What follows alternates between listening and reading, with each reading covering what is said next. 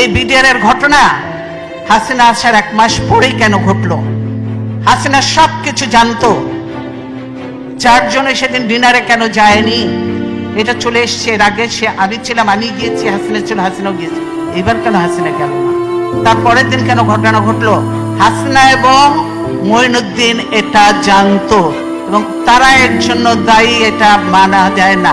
কাজেই হাসিনাকে একদিন জবাব দিতেই হবে এটার জন্য। 57 জন, হ্যাঁ আমি ক্ষতিগ্রস্ত হয়েছি, আমার ছেলেদের ইয়ে হয়েছে, তারপরেও এগুলো 57 জন ভালো ভালো অফিসার কিভাবে মারা হয়েছে তা চিন্তা করা যায় না। তাদের পরিবারদের সঙ্গে যে আচরণ করা হয়েছে সেটা চোখে দেখা যায় না। আমরা 57 জন অফিসারকে ইয়ে করে কাউকে পুড়িয়ে ফেলা হয়েছে, কাউকে গার্বেজের ভিতর দেওয়া হয়েছে, কাউকে আর এর সঙ্গে জড়িত ছিল আরো। আপনারা জানেন যে একজন গিয়েছিল